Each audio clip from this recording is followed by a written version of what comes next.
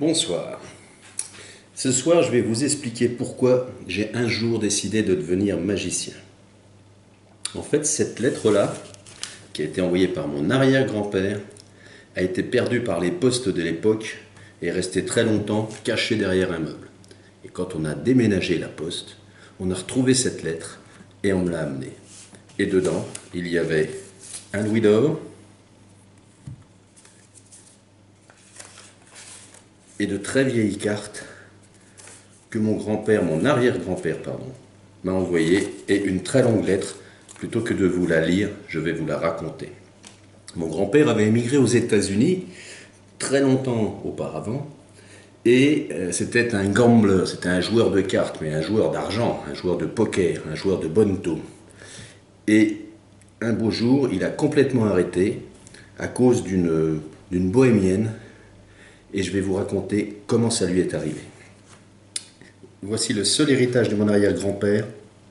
Ce sont quelques cartes très très anciennes. Je ne sais pas si on peut le voir à l'écran. Alors j'en ai pas beaucoup, hein. J'en ai 1, 2, 3, 4, 5, 6, 7 cartes. Et elles sont toutes identiques. Ce sont toutes des 9 de pique. Toutes des 9 de pique, sauf celle-ci qui a un roi de carreau. Mais les autres sont toutes des 9 de pique. Alors voilà comment mon grand-père s'y prenait. Je ne sais pas si vous connaissez le bonneto, vous savez, avec les 3 cartes de noir, une rouge. Il posait donc 2 cartes noires et également une carte rouge. Et puis vous savez, après on mélange les cartes, voilà, et l'objectif est de retrouver où est la carte rouge. Donc ce que mon grand-père faisait de temps en temps, et là c'est triché, il remplaçait la carte rouge par une carte noire, ce qui fait qu'il se retrouvait avec 3 cartes noires sur le jeu, et évidemment il n'était pas prêt de perdre. Et donc dans sa main, il lui restait 1, 2, 3 cartes noires et la carte rouge. Et un jour est venue une bohémienne. Et la bohémienne est venue avec ce louis d'or et lui a dit: est-ce que je peux jouer une pièce en or? Le principe du jeu est simple, on mise sur une carte. Si c'est la carte rouge, on gagne le double de sa mise. Si c'est la carte noire, on perd et c'est le joueur qui ramasse la mise. Mon arrière-grand-père prenait un grand risque de jouer avec une pièce d'or, mais il a accepté. Et il a dit à la bohémienne: bah, écoute, ta pièce d'or, tu la mets sur une des 3 cartes, et tu paries sur celle que tu veux. Et la bohémienne, voilà ce qu'elle a fait, parce qu'elle devait être aussi magicienne. Elle a placé la pièce dans la main de mon grand-père, en lui disant: la carte rouge, elle est dans ta main. Alors bien évidemment, nous on le sait, que la carte rouge, elle était dans sa main. Mais mon grand-père, lui, pour la première fois de sa vie, il est devenu magicien, parce qu'il a dit: non, j'ai pas la carte rouge dans ma main. Alors la bohémienne, alors montre-le que tu n'as pas la carte rouge.